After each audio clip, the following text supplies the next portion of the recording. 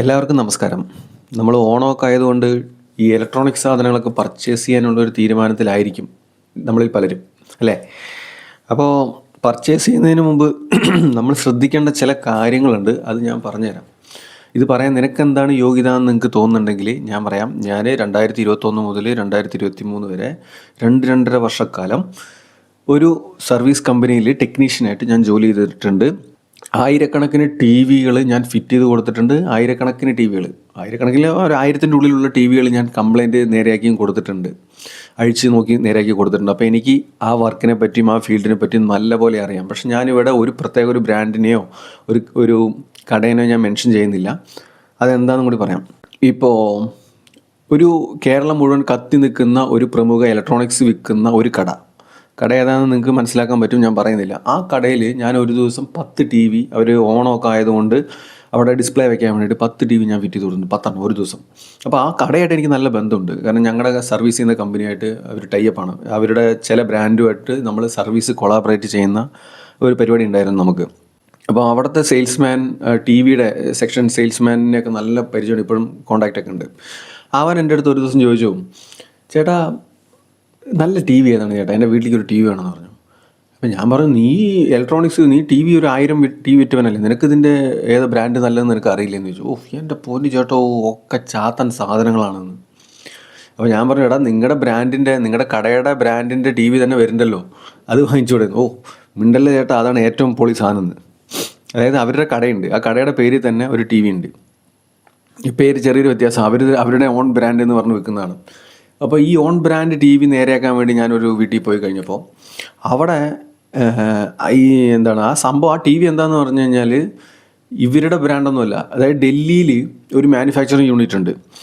അവിടെ പോയിട്ട് നമുക്ക് എൻ്റെ പേരിലൊരു ടി വി വേണം, അപ്പോൾ നിങ്ങളുടെ പേരിൽ നിങ്ങൾക്കൊരു ടി വി ഒരു പ്രത്യേക പേരിൽ അടിക്കണമെങ്കിൽ അവർ അടിച്ച് ഉണ്ടാക്കി കൊടുക്കും, മാനുഫാക്ചർ ചെയ്ത് കൊടുക്കും. ആ ടി വി ലോഡ് കണക്കിന് ഇറക്കി ഇവിടെ ഭയങ്കര പ്രൈസിൽ ക്വാളിറ്റി ഇല്ലാത്ത ടി വിയാണ്. അത് അഴിച്ചപ്പോൾ എനിക്ക് മനസ്സിലായി. അത് കംപ്ലൈൻ്റ് ആയിട്ട് അതിൻ്റെ ഒരു ബോർഡ് കിട്ടാൻ വേണ്ടിയിട്ട് അവരുടെ വിളിച്ചപ്പോൾ ഹിന്ദിയിലാണ് സംസാരിച്ചത്. എനിക്കാണെങ്കിൽ ഹിന്ദി വലിയ പിടിയില്ല. ഞാൻ എൻ്റെ അറിയാവുന്ന ഹിന്ദിയും ഇംഗ്ലീഷൊക്കെ ഉപയോഗിച്ച് സംസാരിച്ചിട്ടാണ് ഒരു പാർട്ട് ഓർഡർ ചെയ്തത്. ആ പാർട്ട് വരാൻ തന്നെ എത്ര നാളെടുത്തു എന്നറിയാം. അപ്പോൾ അത്രയും സപ്പോർട്ട് തരാത്ത ചാത്തൻ ബ്രാൻഡുകൾ വെച്ചിട്ടാണ് പല കമ്പനികളും സ്റ്റിക്കർ അടിച്ച്, അവർ കമ്പനിയുടെ സ്റ്റിക്കർ അടിച്ചിട്ട് ടി വി വിറ്റുകൊണ്ടിരിക്കുന്നത്. നിങ്ങൾ ഓർത്ത് വെക്കണം. പിന്നെ ഇപ്പോൾ ഒരു ബ്രാൻഡിൻ്റെ പേര് പറയാം, OnePlus എന്ന് പറയുന്ന ഒരു ബ്രാൻഡ്, നമുക്കറിയാം, മൊബൈൽ ബ്രാൻഡ്, നല്ല ഭയങ്കര സംഭവമായിട്ട് ആൾക്കാർ പറയുന്നുണ്ട്. അവർക്ക് ടി വി ഉണ്ടായിരുന്നു. ഇപ്പോൾ ആ ടി വി കട അവർ പൂട്ടിപ്പോയി. OnePlusൻ്റെ ടി വി ഇനി വാങ്ങാൻ കിട്ടില്ല. അവർ 2 വർഷം മുമ്പ് അങ്ങോട്ട് അവർ കംപ്ലീറ്റ് പൂട്ടി. ടി വി അവർക്കില്ല. ഇതേ OnePlus, അതുപോലെ മറ്റൊരു ബ്രാൻഡ്, അതുപോലെ വേറൊരു ബ്രാൻഡ്, 2-3 വ്യത്യസ്ത ബ്രാൻഡുകളുണ്ട്. ഈ ബ്രാൻഡിൻ്റെ ടി വികളൊക്കെ നമ്മൾ അഴിച്ചു നോക്കുമ്പോൾ ഇതിൻ്റെ ഉള്ളിലിരിക്കുന്ന സാധനങ്ങളൊക്കെ ഒരേ സാധനങ്ങളാണ്. പുറമേ സ്റ്റിക്കർ പേര് മാത്രമേ വ്യത്യാസമുള്ളൂ, ഉള്ളിലെല്ലാം സെയിമാണ്. ഇതേപോലെയാണ് മിക്ക ബ്രാൻഡിൻ്റെ അവസ്ഥ. എന്ന് വെച്ചാൽ ഇവരെല്ലാവരും കൂടിയിട്ട് ഒരു മാനുഫാക്ചറിങ് യൂണിറ്റിൽ നിന്നാണ് ഇവരുടെ ടി വികൾ വരുന്നത്. ഒക്കെ ചൈന സാധനങ്ങളാണ്. അപ്പോൾ അത് നിങ്ങൾ മനസ്സിൽ വയ്ക്കുക. ഇനിയൊരു സംഭവം എന്ന് പറയുന്നത്, ടി വി വാങ്ങാൻ പോകുമ്പോൾ നമ്മൾ ശ്രദ്ധിക്കേണ്ട വേറൊരു കാര്യം, ആ ടി വിക്ക് എന്തായാലും 1 വർഷം വാറണ്ടി ബ്രാൻഡ് കൊടുക്കും. അങ്ങനെ വാങ്ങരുത്. അഡീഷണൽ ഇൻഷുറൻസ് ഉണ്ട്, അഡീഷണൽ വാറണ്ടി 3 വർഷമോ 4 വർഷമോ കിട്ടുകയാണെങ്കിൽ അതും കൂടി ചേർത്തെടുക്കുക. കാരണം അത് ഗുണമാണ്. കാരണം ചിലപ്പോൾ 1 വർഷത്തിന് ശേഷം 1-1.5 വർഷം കൊണ്ട് കംപ്ലൈൻ്റ് ആയി കഴിഞ്ഞാൽ ഡിസ്പ്ലേ ഒക്കെ പോയി കഴിഞ്ഞാൽ 15,000-20,000 ഒക്കെയാണ് ചോദിക്കുക റേറ്റ്. അപ്പോൾ നമുക്ക് പുതിയ ടി വി വാങ്ങേണ്ട പൈസയാവും ഈ ഡിസ്പ്ലേയുടെ കംപ്ലൈൻ്റ് ആയി കഴിഞ്ഞാൽ. അപ്പോൾ നമ്മളൊരു 4 വർഷത്തേക്ക് എടുത്തു കഴിഞ്ഞാൽ നമുക്ക് ഗുണമാണ്. കംപ്ലൈൻ്റ് ആയിക്കഴിഞ്ഞാൽ ഒരു സേഫ്റ്റിയാണ്. അത് നിങ്ങൾ ഉറപ്പായിട്ട് ചെയ്യുക, ആ ഇൻഷുറൻസ് എടുക്കുക എന്നുള്ളത്. അത് ചില കസ്റ്റമേഴ്സ് ഉണ്ട്, 1 വർഷം കഴിഞ്ഞ് ഒരാഴ്ച കഴിഞ്ഞപ്പോൾ ടി വിയുടെ ഡിസ്പ്ലേ പോയി. അപ്പോൾ നമ്മൾ ആ വീട്ടിൽ നേരെയാക്കാൻ പോകുമ്പോൾ, അയ്യോ വാറണ്ടി കഴിഞ്ഞു. ഞാൻ ചോദിച്ചിട്ട് 3 വർഷം എടുത്തിട്ടില്ല. ഒന്നും ചെയ്യാൻ പറ്റില്ല, 15,000 രൂപ അഡീഷണൽ ആവുമെന്ന് പറഞ്ഞു. അങ്ങനെയൊക്കെ ആൾക്കാർ 15,000 രൂപ കൊടുക്കും, അല്ലെങ്കിൽ അവർ വേറെ ടി വി വാങ്ങിക്കും. അങ്ങനെയൊക്കെയുള്ള പ്രശ്നങ്ങളുണ്ട് ഈ മേഖലയിൽ. പിന്നെ ചില വ്യക്തികൾ ഈ ഡിസ്പ്ലേ ഒക്കെ നേരെയാക്കി കൊടുക്കുന്നുണ്ട് എന്നൊക്കെ പറഞ്ഞിട്ട് പരസ്യങ്ങളൊക്കെ കാണുന്നുണ്ട്. അത് എത്രത്തോളം വർക്കാവും, എത്ര അതിന് വാറണ്ടി കിട്ടും, ലൈഫ് കിട്ടുമെന്ന് നമുക്ക് അറിയില്ല. അത് വേറൊരു സൈഡാണ്. അപ്പോൾ ഇതൊരു കാര്യം ആലോചിച്ച് വയ്ക്കുക. പിന്നെ എൻ്റെ വീട്ടിൽ ഞാൻ ഒരു ടി വി 2019 വാങ്ങിയിട്ടുണ്ടായിരുന്നു. 7 വർഷമായിട്ട് ഇപ്പോഴും ഓടിക്കൊണ്ടിരിക്കുന്നുണ്ട്, കംപ്ലൈൻ്റ് ഇല്ല. ആ ടി വി ഐഫാൾക്ക് എന്ന് പറയുന്ന ബ്രാൻഡ്, അതായത് TCL എന്ന് പറഞ്ഞ ബ്രാൻഡിൻ്റെ സബ് ബ്രാൻഡായിട്ടുള്ള ഐഫാൾക്കൻ്റെ ടി വിയാണ് ഇവിടെ എൻ്റെ വീട്ടിൽ ഓടിക്കൊണ്ടിരിക്കുന്നത്. അപ്പോൾ നമ്മുടെ 2 ബന്ധുക്കാർ നമ്മളോട് ചോദിച്ചു, ഞാൻ ഈ വർക്കിനൊക്കെ പോകുന്നതുകൊണ്ട് ഞങ്ങൾക്കൊരു ടി വി വേണം. അപ്പോൾ നമ്മളോടാണല്ലോ ചോദിക്കുക ഏത് ബ്രാൻഡാണ് വാങ്ങേണ്ടതെന്ന് പറഞ്ഞു. അപ്പോൾ ഞാൻ പറഞ്ഞു ഞാൻ വാങ്ങിയ ഐഫാൽക്കൻ വാങ്ങിച്ചു, കാരണം അത് നിൽക്കുന്നുണ്ട് 7 വർഷമായി, 6 വർഷം 5 വർഷമായിട്ട് ഓടിക്കൊണ്ടിരിക്കുന്നുണ്ടെന്ന് പറഞ്ഞു. അന്ന് 2-3 വർഷം മുകളിൽ കഥയാണ്. ഇപ്പോൾ 7 വർഷമായി. അപ്പോൾ അവർക്ക് എന്നാൽ നീ ഓർഡർ ചെയ്യാൻ പറഞ്ഞു. ഞാൻ ഓർഡർ ചെയ്ത് അവർക്ക് ഞാൻ വാങ്ങിയ ടി വിയുടെ സെയിം ബ്രാൻഡിൻ്റെ അതിനേക്കാൾ കുറച്ചുകൂടി ഫീച്ചേഴ്സ് കൂടിയ ടി വി തന്നെ വാങ്ങിച്ചു കൊടുത്തു 2 നമ്മുടെ റിലേറ്റീവ്സിന്. കഷ്ടകാലം എന്ന് പറയട്ടെ, ഈ 2 റിലേറ്റീവ്സിൻ്റെ വീട്ടിലും ഇപ്പോൾ ടി വിയില്ല. കാരണം ആ ടി വി അവർ വാങ്ങിയിട്ട് ഒരാളുടെ വീട്ടിൽ 1-1.5 വർഷം ഉപയോഗിച്ചുള്ളൂ. അതിൻ്റെ ഇടയിൽ ഒരു 10 തവണയെങ്കിലും കംപ്ലൈൻ്റ് ആയിട്ടുണ്ട്. മറ്റൊരാളുടെ വീട്ടിൽ 3 വർഷം ഉപയോഗിച്ചു, അത് കംപ്ലൈൻ്റ് ആയി. അപ്പോൾ അവർ എൻ്റെ മുഖത്തേക്ക് ഇങ്ങനെ നോക്കുകയാണ്. ഞാൻ എന്താ ചെയ്യുക? പിന്നെ ഒന്നും പറയാൻ പറ്റില്ല, കാരണം എൻ്റെ വീട്ടിലിരിക്കുന്നത് അതേ ടി വിയാണ്, അതിൻ്റെ അത്ര ക്വാളിറ്റി, അതായത് അതിൻ്റെ അത്ര ഫീച്ചേഴ്സ് ഇല്ലാത്തൊരു ടി വിയാണ്, അതേ ബ്രാൻഡിൻ്റെ ടി വി തന്നെ ഇരിക്കുന്നത്. ഇതുവരെ കംപ്ലൈൻ്റ് ആയിട്ടില്ല. ഇനി എപ്പോൾ ആവും അറിയില്ല. 7 വർഷം കഴിഞ്ഞിട്ട് ഓടിക്കൊണ്ടിരിക്കുന്നുണ്ട്. അത് അങ്ങനെ ഒരു കഥ. അപ്പോൾ ഇലക്ട്രോണിക്സ് ആയതുകൊണ്ട് നമുക്ക് ഇന്ന ബ്രാൻഡ് നോക്കിയെടുക്കുമെന്ന് പറയാൻ പറ്റാത്തൊരവസ്ഥയാണ്. ഏത് ബ്രാൻഡാണെങ്കിലും ശരി, ചിലപ്പോൾ നിൽക്കും. അത് ചിലപ്പോൾ ചാത്തൻ ബ്രാൻഡായിരിക്കും, ചിലപ്പോൾ അത് നിൽക്കും 4-5 കൊല്ലം 6-7 കൊല്ലമൊക്കെ നിൽക്കും. ഇപ്പോഴത്തെ LED ടി വികളുടെ കഥയാണ്. ആക്ച്വലി LED ടി വി അല്ല, ഇതൊക്കെ LCD ടി വികളാണ്. ബാക്കിലെ ലൈറ്റ് മാത്രമാണ് LED. അതിനാണ് അവർ LED എന്ന് പറഞ്ഞ് പറ്റിച്ച് വിൽക്കുന്നതാണ് കേട്ടോ. അത് ആലോചിക്കണം. ഇനി ഞാൻ ആദ്യം പറഞ്ഞ ഈ കേരളത്തിലുള്ള കടകളില്ലേ എന്ന് വെച്ചാൽ ഭയങ്കര ഫേമസ് ആയിട്ടുള്ള ഇവിടുത്തെ വലിയ വലിയ സെലിബ്രിറ്റീസിനെയൊക്കെ വെച്ചിട്ട് പരസ്യം ചെയ്തുകൊണ്ടിരിക്കുകയാണ്. ഇപ്പോൾ ഓണം സീസൺ ആയതുകൊണ്ട് നിങ്ങളിതൊക്കെ ശ്രദ്ധിക്കണം. അപ്പോൾ ഈ പരസ്യം ചെയ്തുകൊണ്ടിരിക്കുമ്പോൾ ഞാനിതെന്താ പേര് പറയാത്തതെന്ന് വെച്ചാൽ, പേര് പറഞ്ഞാൽ ചിലപ്പോൾ ആ കമ്പനിയുടെ ആരെങ്കിലും വന്നിട്ട് ഈ വീഡിയോനെ റിപ്പോർട്ട് അടിച്ച് വീഡിയോനെ ടേക്ക് ഡൗൺ ചെയ്യും. അപ്പോൾ അവരുടെ ബിസിനസ്സിനെ ബാധിക്കുന്നതുകൊണ്ട് അവരങ്ങനെ ചെയ്യും. അതുകൊണ്ടാണ് ഞാൻ ഒന്നിൻ്റെയും പേര് പറയാത്തത്. അപ്പോൾ ഈ പ്രമുഖ കടകളുണ്ട്, കേരളം മുഴുവൻ കടകൾ, അതുപോലെ പല ആൾക്കാരുടെ കടകളുണ്ട്. ഈ കടകൾ ഓണത്തിന് ഓഫർ എന്ന് പറഞ്ഞിട്ട് കൊടുക്കും, ആളുകളെ മുഴുവൻ പറ്റിക്കുകയാണ്. കാരണം ഞാനൊരു ഓണം സീസണിൽ ഈ കടകളിലൊക്കെ കയറി ഇറങ്ങിയിട്ടുണ്ട്. കാരണം നമുക്ക് ബന്ധമുള്ളതുകൊണ്ട് ഈ ടി വി വിൽക്കാനും കംപ്ലൈൻറ്റ് നോക്കാനും മറ്റു കാര്യങ്ങളൊക്കെ ആയിട്ട്. അപ്പോൾ അവിടെ പോയപ്പോൾ ഞാൻ നോക്കുമ്പോൾ ഒരു ഒരു കൂലിപ്പണിയൊക്കെ ചെയ്യുന്ന ഒരു പാവം പിടിച്ചൊരു ചേട്ടനും ചേച്ചിയും ഗിഫ്റ്റ് കിട്ടിയ സന്തോഷത്തിൽ ഇങ്ങനെ തുറന്നു നോക്കുകയാണ്. ഭയങ്കര തിരക്കാണ് കടയിൽ. ഞാൻ അവരുടെ അടുത്ത് നോക്കിയിട്ട് എന്താ ചേട്ടാ സമ്മാനം കിട്ടിയത് എന്ന് ചോദിച്ചു. അപ്പോൾ അവർക്ക്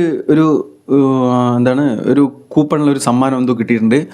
ഒരു 1500-2000 രൂപയുടെ ഒരു മിക്സി സമ്മാനം കിട്ടിയിരിക്കുന്നു ഒരു ഫോൺ വാങ്ങിയപ്പോൾ.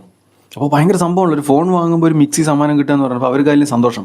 അപ്പോൾ ഫോൺ നോക്കട്ടെ എന്ന് പറഞ്ഞ് നോക്കിയപ്പോൾ ഫോൺ കണ്ടു. ഫോണിൻ്റെ വില 15,000 ചില്ലറ, 15,999 അങ്ങനെ എന്തോ ആണ് അതിൻ്റെ പ്രൈസ്. ഇത്രയും രൂപയ്ക്ക് വാങ്ങിയപ്പോൾ 2,000 ചില്ലറ രൂപയുടെ ഒരു മിക്സി ഫ്രീ കിട്ടി. അപ്പോൾ ആൾക്ക് ഭയങ്കര സന്തോഷം. ഞാൻ അതിൻ്റെ ഫോൺ നോക്കിയപ്പോൾ ഒരു 7,800-8,000 രൂപ താഴെ ഫീച്ചേഴ്സ് മാത്രമുള്ള ഒരു ഫോണും MRP റേറ്റിൽ അവർ വിറ്റിട്ട്, ഓൺലൈൻ സ്റ്റോർ ഓഫ്ലൈനിൽ കിട്ടില്ല, ഓൺലൈനിൽ കിട്ടുള്ളൂ. പക്ഷേ ഇതേ സാധനത്തിൻ്റെ ഓൺലൈൻ സാധനം നമുക്കൊരു 7,500 രൂപയ്ക്ക് കിട്ടും. എന്ന് വെച്ചാൽ അത്രയും വെർത്തുള്ളൊരു സാധനത്തിന് ഇത്രയും രൂപ കയറ്റിയിട്ടിട്ട്, അപ്പോൾ കസ്റ്റമർ നമ്മൾ ഇതിൻ്റെ MRP റേറ്റ് നോക്കിയിട്ടാണല്ലോ അവർ പറയേണ്ടത്. അതിന് ഒരു 1,000 രൂപ കുറച്ച് ഒരു കൂപ്പണും കൊടുത്ത് ഒരു ഗിഫ്റ്റ് എന്ന് പറഞ്ഞ് 2,000 രൂപേൻ്റെ ഒരു മിക്സിയും അവർ സെയിൽ ചെയ്ത് 2 സാധനങ്ങൾ കൊടുക്കുന്നുണ്ട്. അപ്പോഴും ആ ബ്രാൻഡിൻ്റെ, അതായത് ആ കടയുടെ ലാഭം നോക്ക്. ഇങ്ങനെ പറ്റിക്കണം. എനിക്കിത് മനസ്സിലായി, ഞാൻ ഒന്നും മിണ്ടിയൊന്നുമില്ല. നമുക്ക് വല്ലതും പറയാൻ പറ്റുമോ? കാരണം അങ്ങനെ പറഞ്ഞാൽ എൻ്റെ ജോലി അന്ന് തെറിക്കും.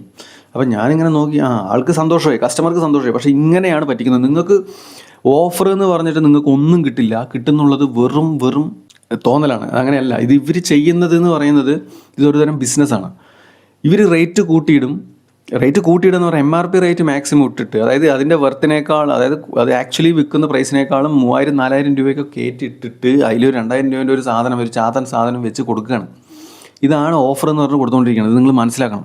ഇത് തുണിക്കടകളുടെ അവസ്ഥ ഇതൊക്കെ തന്നെയാണ്.